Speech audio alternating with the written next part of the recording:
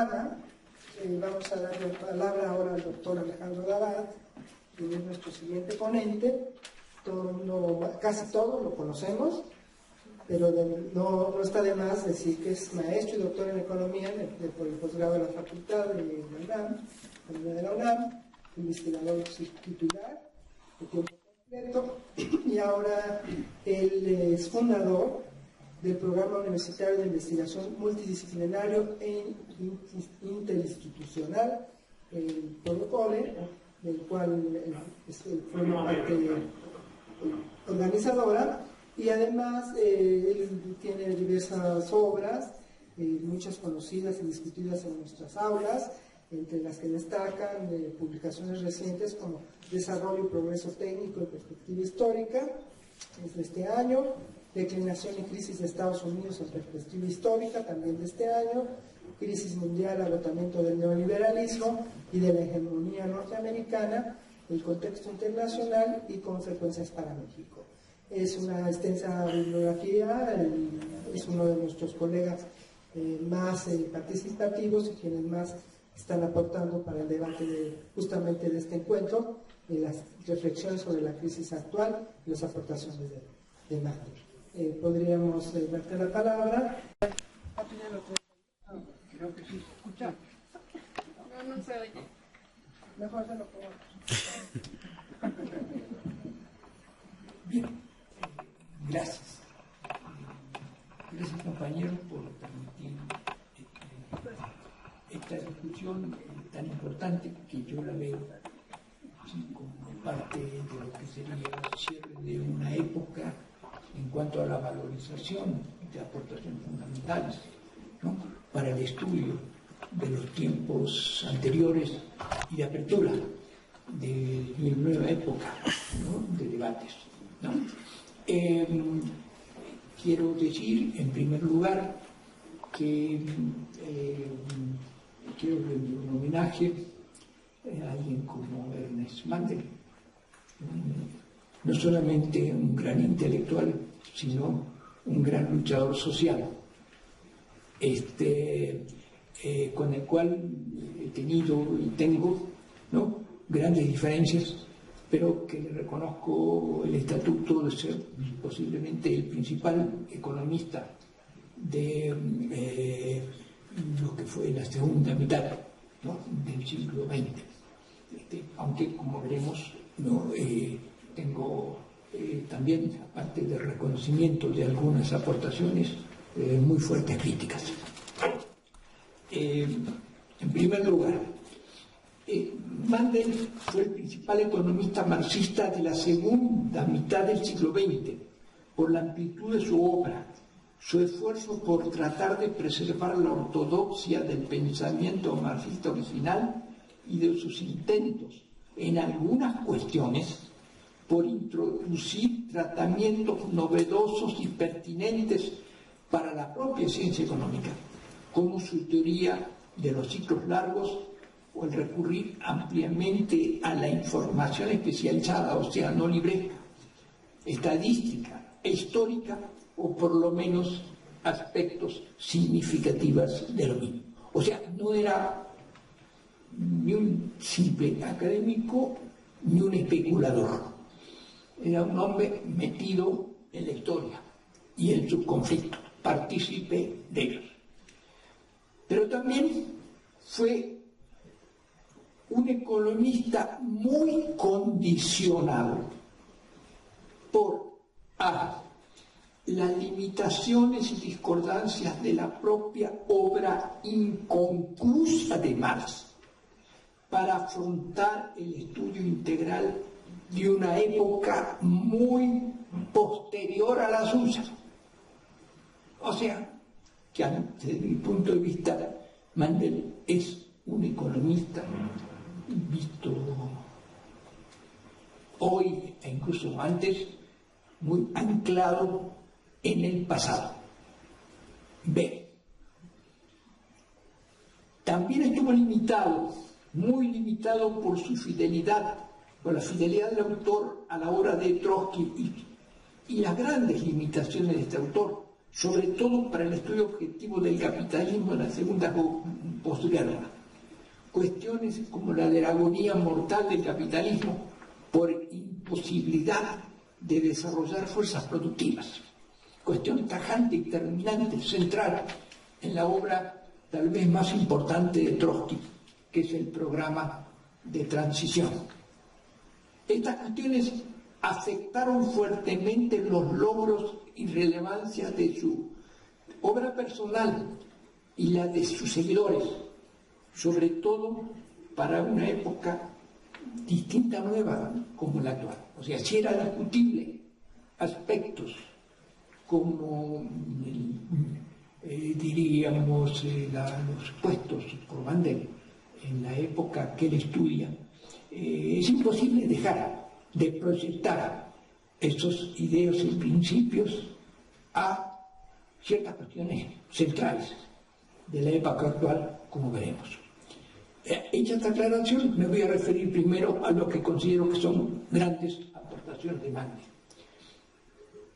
En primer lugar, Mandel es uno de los más importantes teóricos del ciclo largo, basado en el cambio tecnológico, en las revoluciones tecnológicas, en las que incluso en algún aspecto supera a sus predecesores en el sentido de que incorpora elementos socioeconómicos, como la lucha de clases en particular. Yo diría la lucha sociopolítica en general, por ejemplo, las grandes guerras mundiales, etcétera, ¿no?, que jugaron evidentemente un papel fundamental, ¿no?, en el desarrollo del ciclo de las ondas largas, ¿no?, como lo llamemos al conocido ciclo Kondratiev.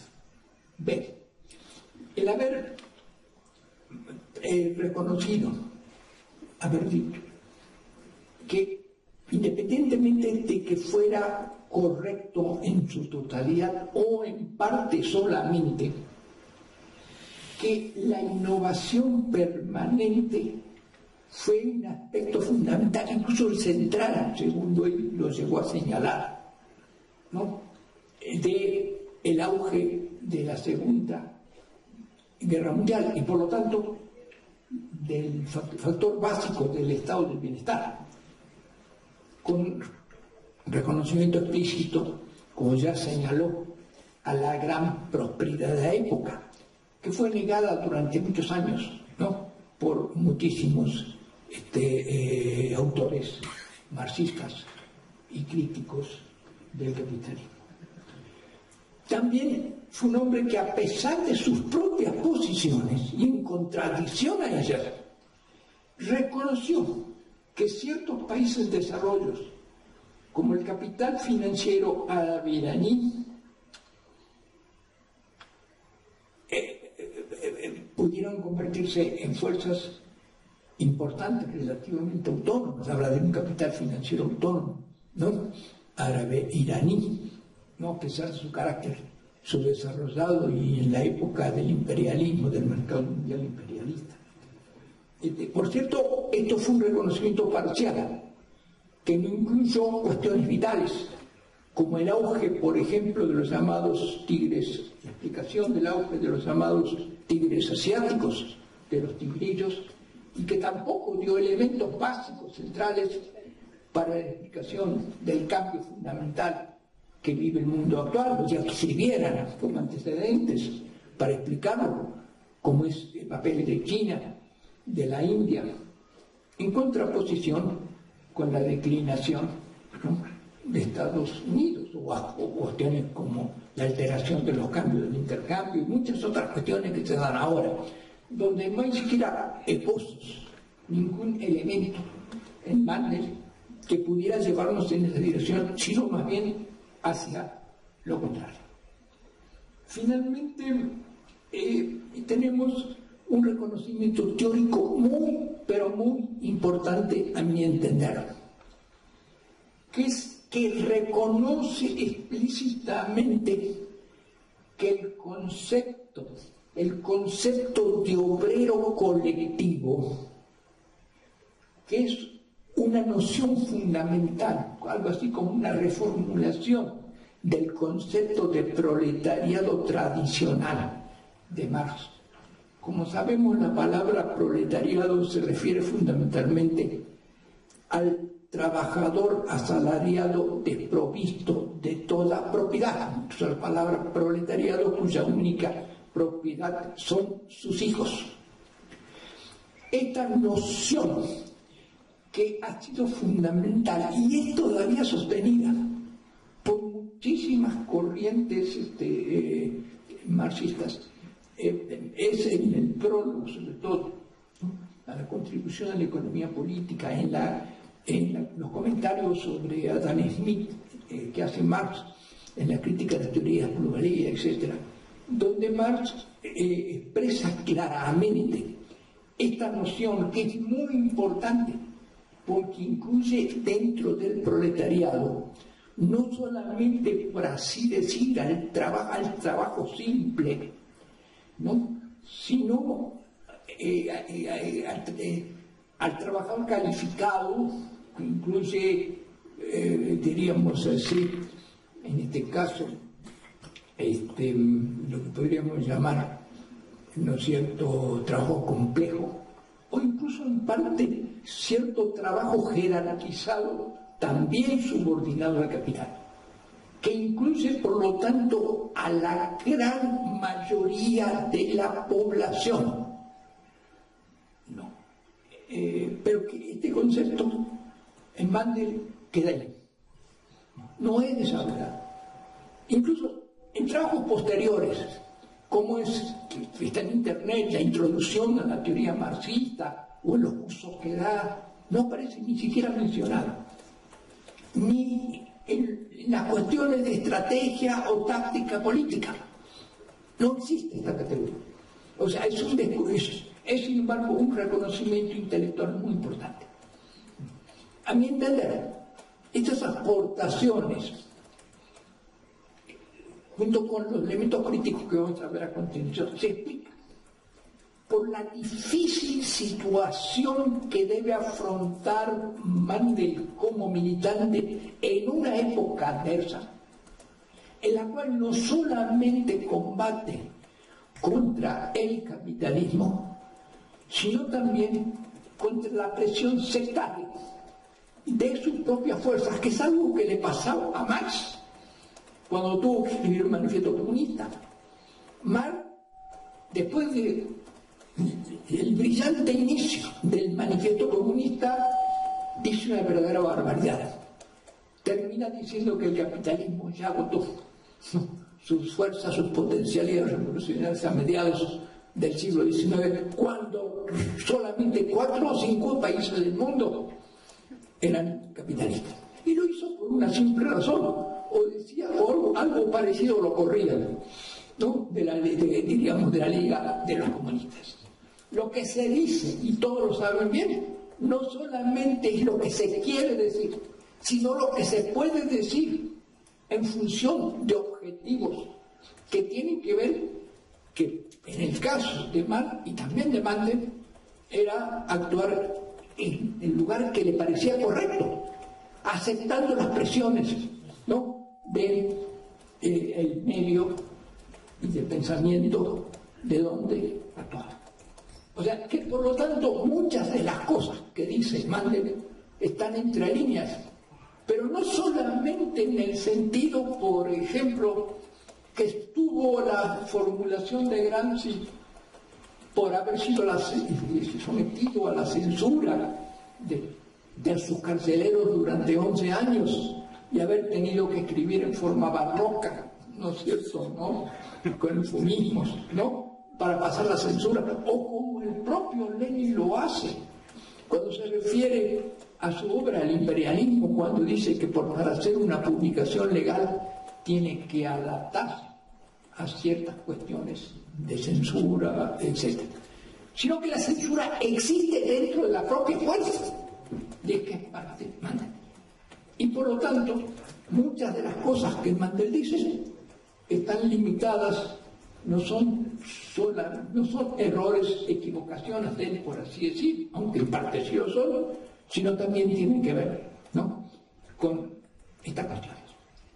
Parte central de esto es que la ortodoxia de Mendel no es solamente una ortodoxia trotskista, es también una ortodoxia marxista, que por lo tanto recoge las propias expresiones de Marx. Pero además la obra de Marx, la obra clásica, es una obra inconclusa.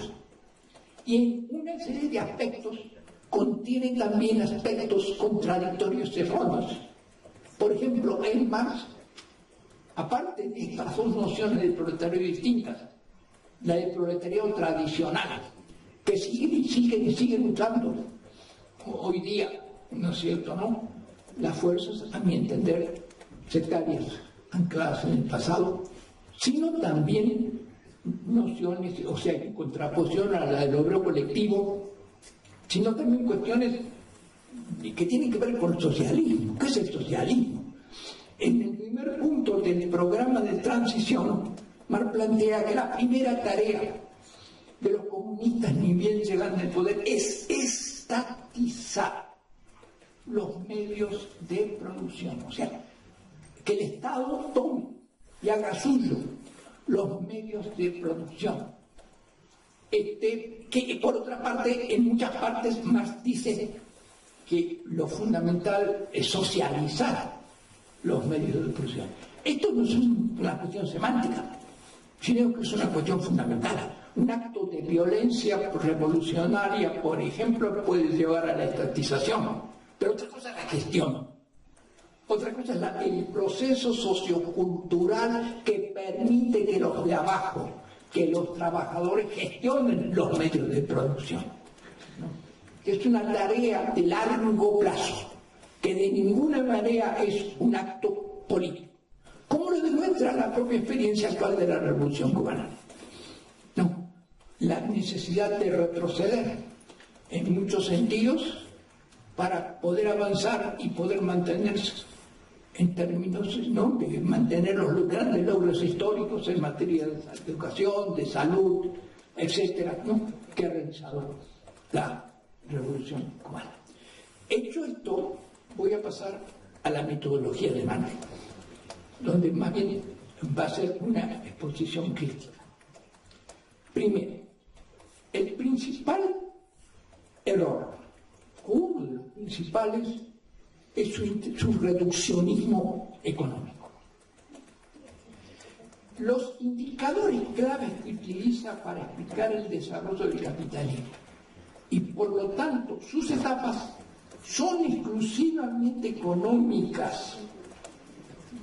Por ejemplo, el capítulo tardío, capítulo 1, considera 6 variables centrales, de las que dice se deduce prácticamente todo, que son la composición del capital, la distribución del capital constante entre fijo y circulante, el desarrollo de la tasa de plusvalía, el desarrollo de la tasa de acumulación, el desarrollo del ciclo de rotación, la relación de intercambio entre los sectores. Dicho por el estricto Étoile, capítulo 1, esos 6 elementos permiten explicar todo, o casi todo. Y después, a su vez, no incluye en estas cuestiones los cambios en la estructura social, que era clarísimo. Por ejemplo, Engels, en el año 1980, en la introducción a la publicación de Marx de las obras diríamos, las luchas de clases en Francia, reconoce ya cambios sustanciales en la estructura social. Y esto será permanentemente visto por autores marxistas, no marxistas, por estudiosos de la realidad. Y cambios en la estructura de clases tiene cambios en la forma de lucha, las fuerzas participantes, etcétera, etcétera, etcétera. Pero tampoco, además de, diríamos así, de no incluir este elemento, tampoco tiene una posición adecuada, creo, para el desarrollo de las ideas de la época sobre el papel del Estado, en que sigue viendo en lo fundamental casi exclusivamente como un elemento, como una institución instrumentalista cuya explicación es el sostén de la explotación de la burguesía, o sea, del proletariado por la burguesía. Esto obviamente es parte de la verdad, pero media verdad. Porque como lo demuestran trabajos como los de Gramsci, incluso los de Pulanzas y los de otros autores, y la propia experiencia histórica, el Estado no es solamente el Estado mayor de la burguesía, tiene también que afrontar otras tareas de desarrollo histórico, porque se lo impone incluso la propia competencia internacional, que es otra debilidad de Mandel. La competencia internacional, no solamente de capitales, sino de estados, que es crucial, no está en estos 6 elementos, así como no está los cambios en la estructura social. Pero además, este problema es fundamental para la explicación de la hegemonía política, ¿no?, de la legitimidad y del sustento social del Estado en sus diversas épocas. Tampoco hace referencia a las relaciones del capital financiero con el capital real, que es crucial, por ejemplo, en la actual situación de la constitución de la sociedad civil y de las instituciones y social y sus diversas escalas locales, regionales, nacionales, mundiales. No, que es esencial para el marxismo la situación en el tiempo y en el espacio de cada fenómeno que se observa, pero visto en su contexto global. Asimismo, tampoco le da importancia, prácticamente a diferencia de Gramsci, por ejemplo, a la problemática del desarrollo cultural o a la naturaleza del consumo. Al respecto le da importancia a la del gasto militar. Pero incluso, pequeño ejemplo, lo hace de manera equivocada por esto, como los demás autores, que ven en el gasto militar solamente un elemento de elevamiento de la demanda y de absorción del excedente social. Pero ¿qué pasa en la competencia mundial?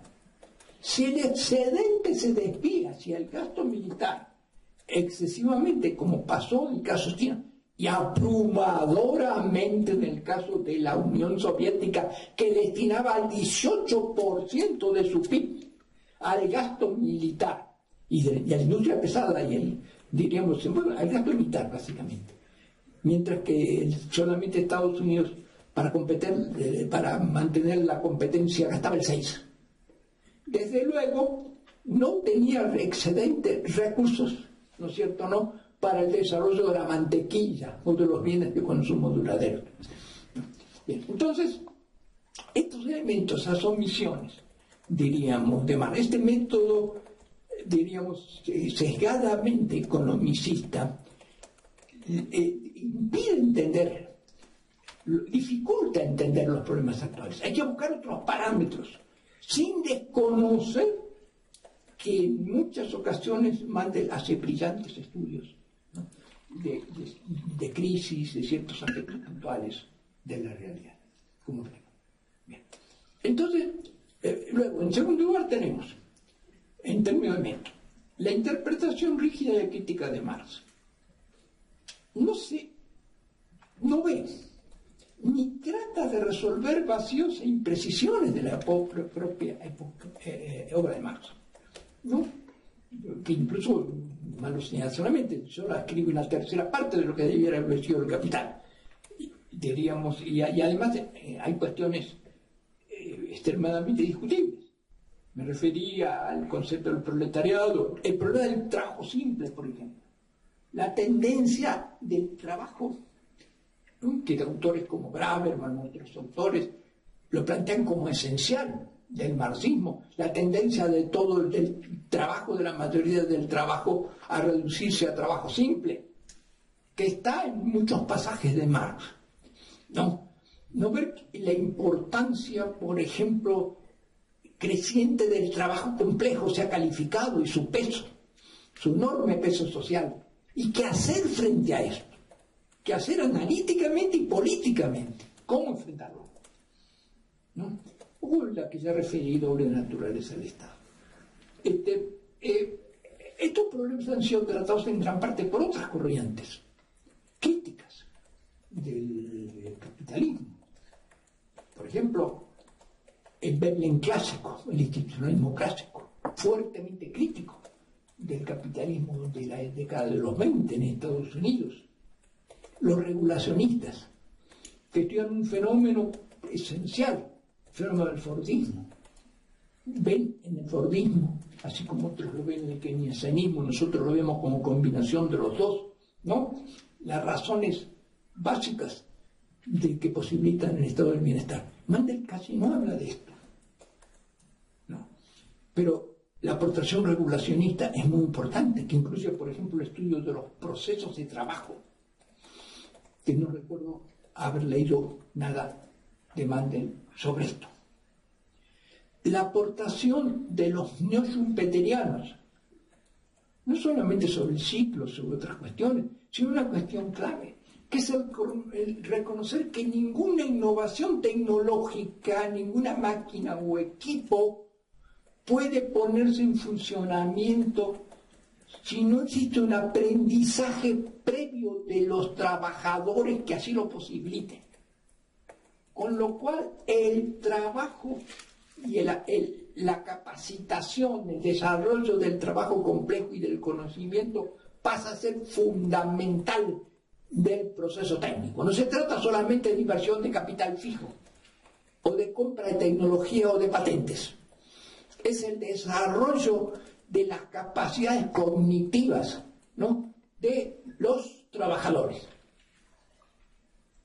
Las concepciones, por ejemplo, espacialistas, que han tenido tan importancia, no solamente en marxistas como Harvey, por ejemplo, que es una crítica expresa a la falta de consideración de la problemática del espacio económico, de la configuración espacial, en la introducción a su trabajo Los límites del capitalismo, o de autores, por ejemplo, como el caso de Ramiro Fernández y los compañeros de la Universidad Litoral de la Argentina, cuando ven la conexión entre los niveles locales, regionales, espaciales y mundiales, que no pueden dejar de considerarse en su interacción. Pero también nos encontramos con pensadores como Stiglitz, por ejemplo, que desde una perspectiva evidentemente no marxista hacen contribuciones fundamentales al estudio del capitalismo contemporáneo y a su crítica. Su idea del 1%, por ejemplo, de la lucha contra el 1% que domina hoy, ¿no?, en las altas esferas del capitalismo mundial, y su apelación al 99%, es un reconocimiento de la categoría del obrero colectivo. No, y es de las fuerzas que se están moviendo en el mundo de hoy, es la más importante de cambio, aunque evidentemente no va orientada hacia el socialismo en un sentido clásico. El otro problema metodológico, el condicionamiento trotskista. La acepción por Mandel de la idea central de Trotsky sobre la agonía mortal del capitalismo expuesta al programa de transición, a partir de concebir que el capitalismo había perdido todas las posibilidades de desarrollo de las fuerzas productivas. Mandel lo asume, pero al mismo tiempo que asume esa idea, dice que desarrolla una teoría del ciclo tecnológico, ¿no?, de los cambios necesarios en el desarrollo del capitalismo, y plantea que la tercera revolución tecnológica implica un gran salto en el desarrollo de las fuerzas productivas, etcétera, etcétera. Esto obviamente lo contrarresta el propio Mandel diciendo que, si bien esto es cierto, los aspectos negativos del monopolio, sobre todo, y su carácter parasitario, impiden que estos logros se materialicen. Pero aquí hay en el autor una idea del monopolio que es extremadamente y esto vale para toda la teoría económica. Hay dos concepciones del monopolio dentro del capitalismo. De modo que en realidad no es el monopolio puro, que no existe, salvo raras excepciones, sino de las estructuras oligopólicas dominantes, de las grandes empresas, de las empresas gigantes, como diría Baranich. Estas dos explicaciones son: una, que podría considerarse apologética, formulada por Schumpeter y por Galbraith en su estudio de las tecnoestructuras, que considera que la gran empresa monopolista ha sido la principal impulsora del cambio tecnológico en todas estas revoluciones. Otra, que sostiene todo lo contrario, que el monopolio ahoga las posibilidades de desarrollo que más bien provienen, ¿no?, de la pequeña empresa. En realidad, creo que la verdad es un poco de los dos. Depende de la coyuntura de la época histórica.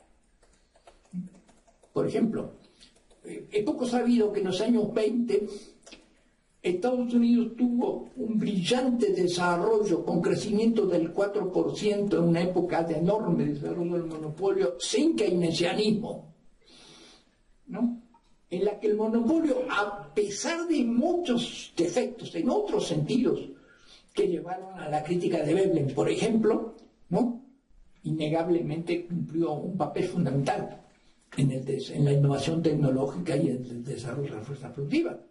¿Qué fue el Ford? ¿Qué fue Henry Ford? ¿Qué fue el Fordismo? ¿No fue acaso una estructura oligopólica?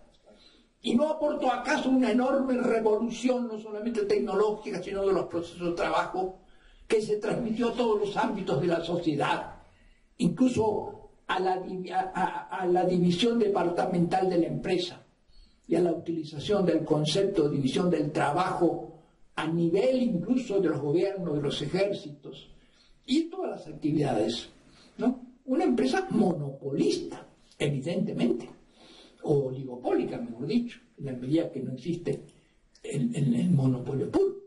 Entonces, el problema es que la falta de una visión sistémica impide situar adecuadamente estos problemas. Y pasamos al último punto de esta visión metodológica. La visión asistémica y poco consistente del capitalismo y el orden mundial. En el periodo trabajado por el autor, segunda posguerra, no se parte de una visión integral y consistente del capitalismo y el orden mundial, sino que se lo estudia como partes dispersas y débilmente relacionadas. Lo que se traduce en cuestiones como las siguientes.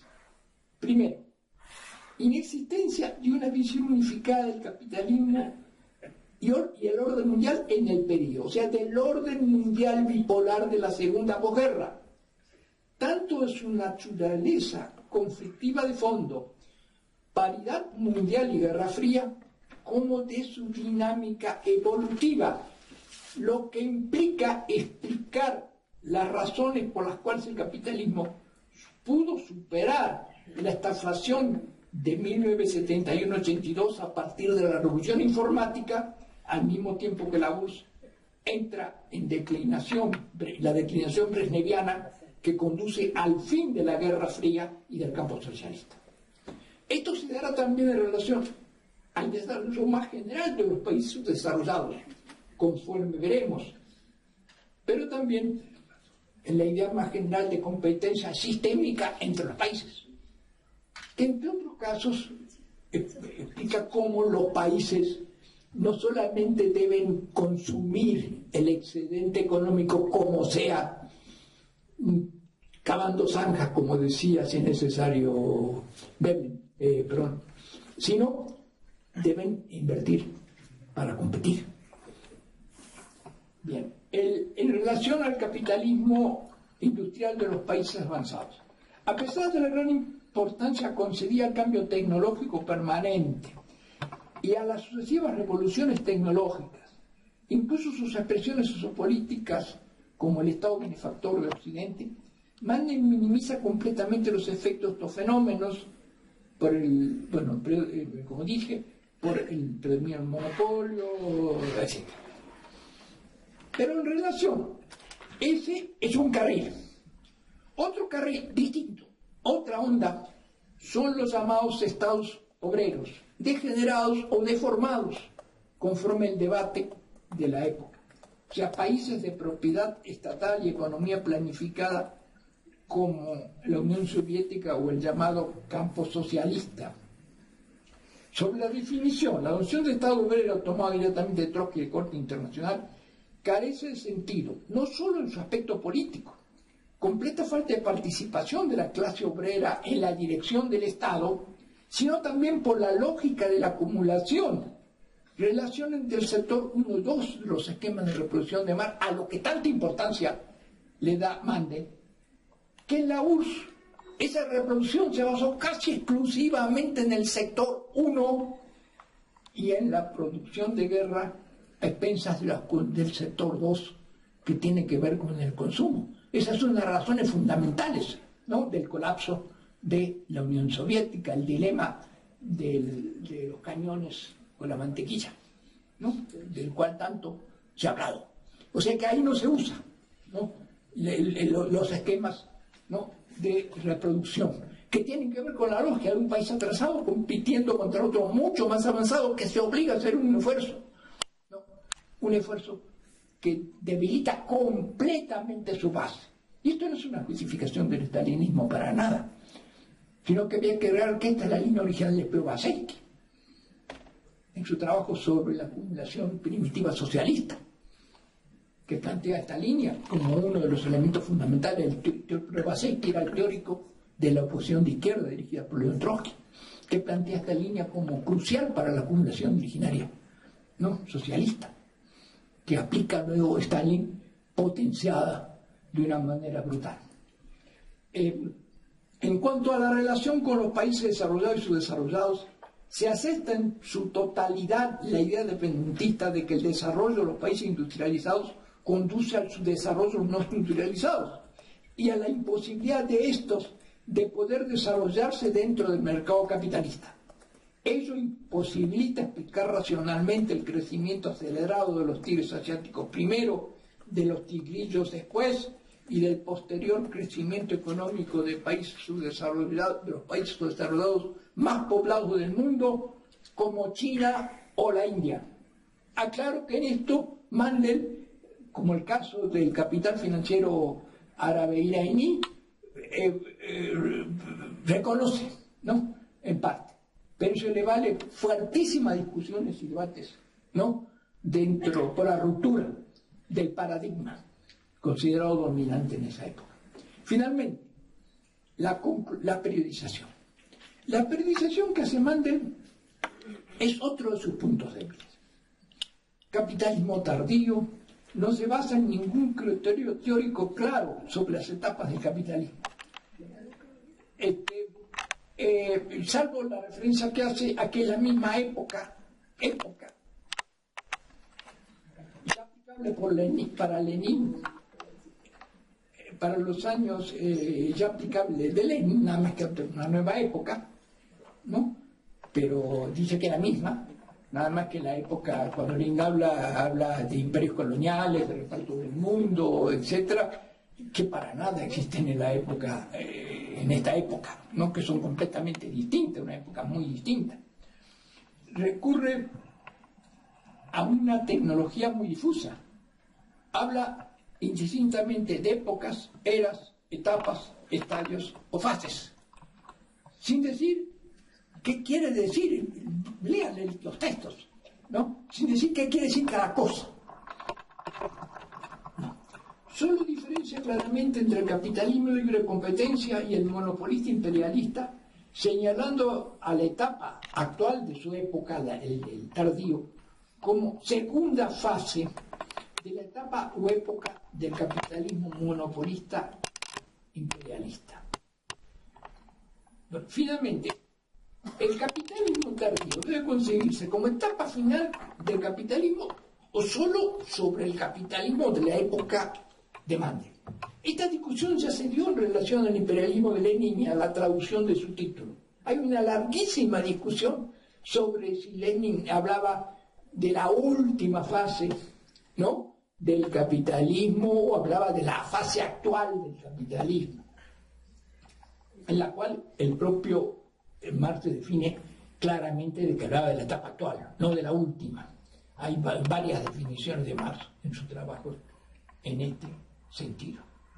Entonces, como conclusiones, yo diría que Mandel es un autor importante de consulta para muchas cuestiones relevantes para el estudio del capitalismo contemporáneo, pero no un referente fundamental para la comprensión de los problemas actuales del mundo y de la reconstrucción del pensamiento social crítico del capitalismo, por el carácter limitado, anticuado y secario de sus ideas, a pesar de algunos atisbos, ¿no?, notables, importantísimos.